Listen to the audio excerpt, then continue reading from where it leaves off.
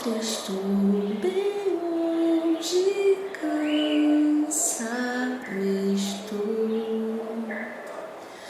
Eu tenho de Jesus saudade, oh, quando é que eu vou? A paz do Senhor, escolhidas, chegamos ao mês de março e a nossa igreja está focada no aprofundamento, na oração. Então, esse mês nós vamos falar sobre mulheres inspiradoras nessa área. A primeira mulher escolhida foi Sarah Edwards. Para Sarah Edwards, a comunhão com Deus não era simplesmente um dever, era um presente. Quando ela tinha 13 anos, ela começou a chamar a atenção do Jonathan Edwards, que mais tarde se tornou um dos pastores do grande avivamento. Ele é até hoje considerado pelos historiadores um dos maiores teólogos da história do cristianismo. A história de Sarah, ela está pautada nos 3 principais relacionamentos da sua vida: o seu marido, seus filhos e o seu Deus. Foi através dessas 3 relações que ela encontrou e ela viveu a fé cristã de uma maneira tão poderosa que o resultado disso ainda pode ser sentido nos dias de hoje. Às vezes a gente acha que para a gente ser cheia de Deus, a gente precisa começar num degrau tão alto que realmente fica impossível de se chegar. Sarah nos mostra que é possível ser uma mulher comum, esposa, mãe, dona de casa e mesmo assim permitir que Deus use as coisas mais simples e mais comuns da nossa vida para que a gente possa crescer na fé. Mais uma vez fica claro, Jesus ama os simples. E isso tem que trazer alegria para nós, porque isso mostra que é possível para nós viver o que Sarah viveu. As coisas simples sempre vão ser os melhores instrumentos para Deus nos aperfeiçoar, porque aí a gente vai estar sempre lidando com essas coisas e sempre sendo aperfeiçoadas. Deus então abençoou Sarah e Jonathan com 11 filhos. Naquele tempo, o grande avivamento já começou a se espalhar por todas as colônias americanas. No país todo, algumas almas e outras começaram a se quebrantar em arrependimento em resposta à pregação da palavra de Deus. Foi então, em 1742, que Sarah experimentou o despertamento no seu coração. Seu esposo, Jonathan, acompanhou tudo de perto e ficou encantado de ver aquele processo. Ele descreve esse avivamento de Sarah da seguinte maneira: foram dadas a ela perspectivas extraordinárias das coisas divinas e ela começou a sentir fortes afetos religiosos. Ele via as experiências da sua esposa como uma verdadeira obra do Espírito Santo. Então ele pediu que ela escrevesse tudo o que estava sentindo e experimentando para que ele tivesse depois acesso a esses documentos como registro de alguém que estava sendo avivado. Em janeiro de 1742, Sarah começou a escrever. Ela disse que se sentia em baixa graça. Ela se preocupava muito com o que as pessoas pensavam a respeito dela. Ela se angustiava profundamente se os outros criticavam o seu esposo. E ela desejava muito ser livre dessas preocupações. Ela queria encontrar descanso em Deus. Ela queria que Ele fosse a sua única fonte de felicidade. Ele é descanso para os cansados. A comida está à disposição para os famintos. A água é para os sedentos. Nós temos o exemplo, por exemplo, do nosso pastor, que quando está sentadinho lá na sua cadeira, encontra uma outra pessoa, está ministrando a palavra e fala: eu preciso do Senhor Jesus. Ele grita com todas as forças: eu também. O descanso é para os cansados. A comida é para os famintos. A água é para os sedentos. Durante esse tempo de conflito de Sara, o pastor Edward precisou viajar por um período e um outro pastor ocupou o seu lugar. E aí Deus começou a usar muito aquele pastor substituto. E ele começou a falar aos corações dos irmãos. Sara precisou lutar contra o ciúme que ela sentia, porque aquele homem estava ocupando o lugar do seu esposo. Por causa disso, Sara confessou e escreveu: eu me sinto incomodada e infeliz, porque eu sou ainda tão pouco abundante dessa graça. Eu fico pensando o quanto eu ainda necessito da ajuda de Deus para que eu tenha mais santidade. Romanos 7, de 21 a 25, diz exatamente isso. Essa luta que o apóstolo Paulo também vivia, ele diz assim: eu encontro essa lei que atua em mim. Quando eu quero fazer o bem, o mal está junto a mim.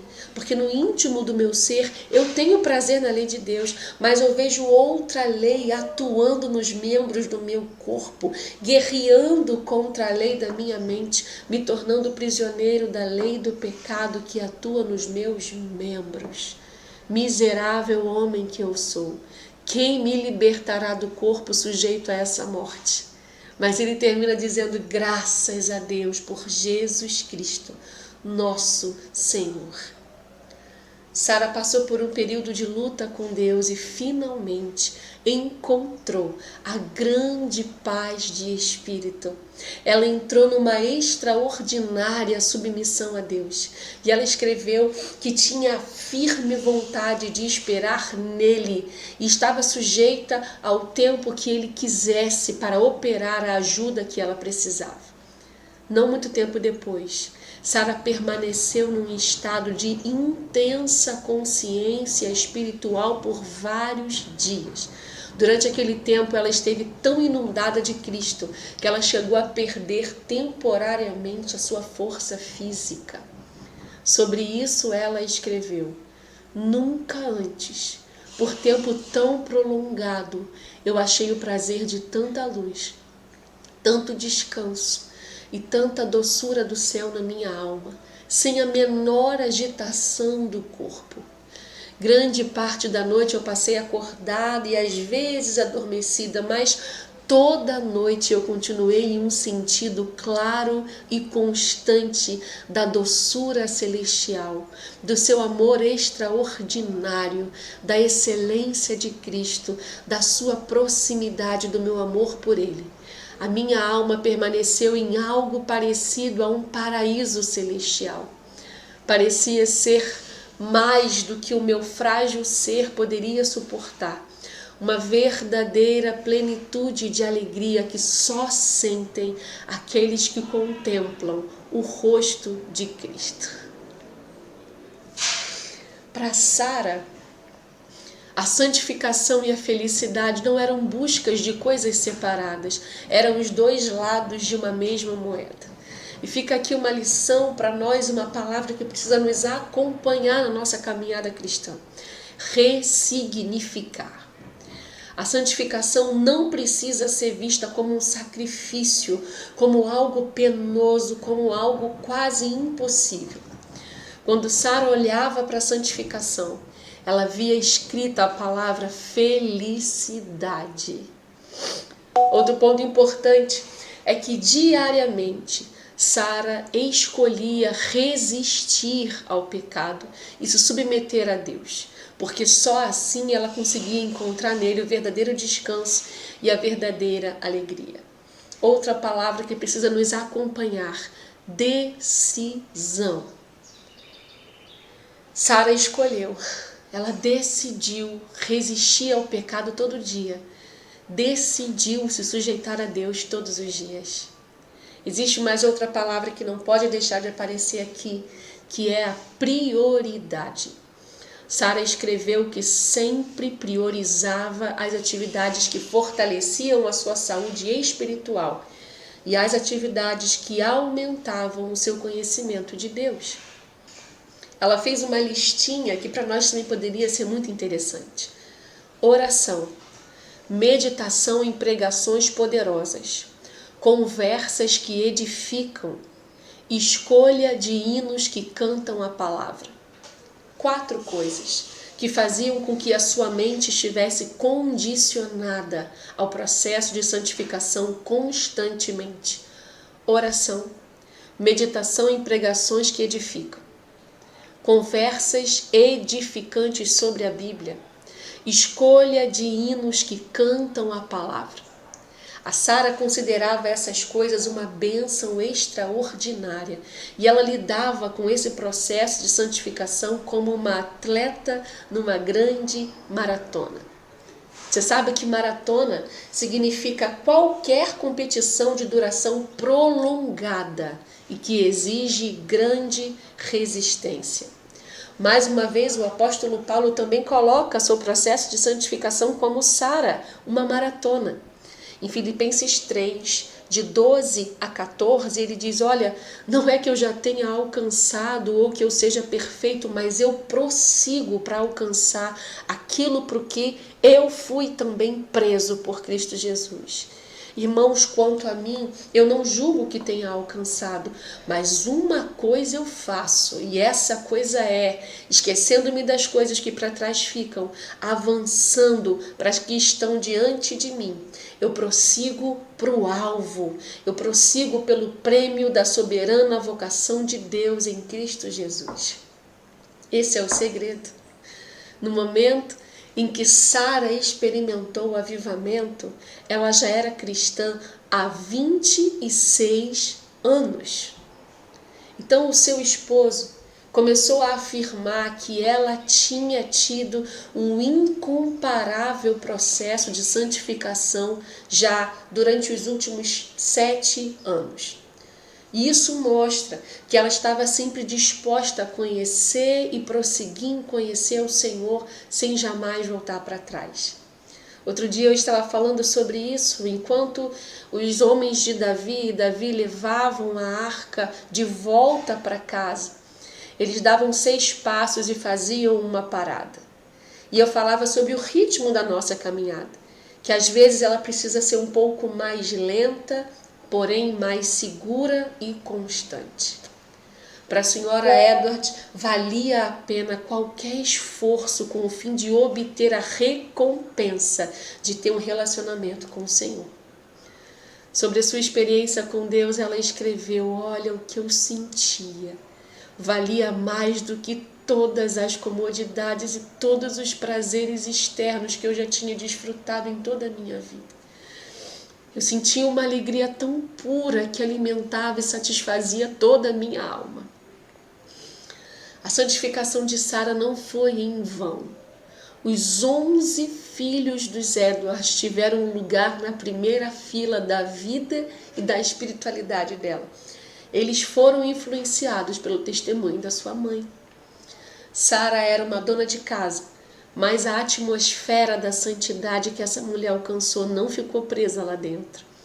O impacto da vida espiritual de Sara no mundo é excepcional. Em 1900, um historiador estudou os descendentes de Sara e de Jonathan Edwards, e ele publicou um estudo dizendo: muito da capacidade e do talento, da inteligência e do caráter dos mais de 1.400 membros da família dos Edwards se deve a essa senhora.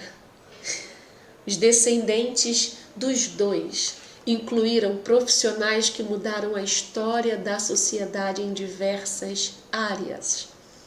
13 presidentes de universidades, 65 professores, 100 advogados, 30 juízes, 66 médicos, 3 senadores dos Estados Unidos, prefeitos de grandes cidades, governadores de 3 estados, um vice-presidente dos Estados Unidos, um tesoureiro do governo americano. Além disso, os descendentes dos Edwards também fizeram parte do Ministério de Pelotões e eles enviaram aproximadamente 100 missionários para outras nações e sustentaram muitos outros missionários. A lista não para por aqui. Fica claro que o legado de Sara deu fruto por várias gerações. Hoje, cerca de 300 anos depois, ele segue dando frutos em nossas vidas. O exemplo de Sarah Edwards nos ensina que uma vida de oração, uma vida santa, não é somente para grandes pregadores. Se você é uma mãe com filhos pequenos, uma avó com muitos netos ou uma serva no serviço de um ministério, você não deve desprezar o impacto que a tua santidade pessoal pode produzir na vida de outras pessoas. Tenha certeza de que esse poder pode ser o maior presente que você tenha para dar a eles. A nossa vida de oração pode deixar um legado. Não se sinta intimidada se o seu começo vai ser pequeno ou simples, porque o da Sara também foi. Apenas foque em Cristo Jesus. Seja sincera, seja franca, seja verdadeira. Assim como tantas outras mulheres que já vimos aqui nos nossos devocionais, seja simples. Ele ama os simples. Deus pode fazer, Deus quer fazer, Deus vai fazer. Eu convido você a não desistir desse processo de avivamento, porque vai valer a pena. Não se esqueça, você é escolhida. Escolha impactar a história de outras pessoas. Deus abençoe a sua vida, minha irmã, e até a próxima. Sua vinda aguardo eu, cantando meu lar no céu. Seus passos hei de ouvir só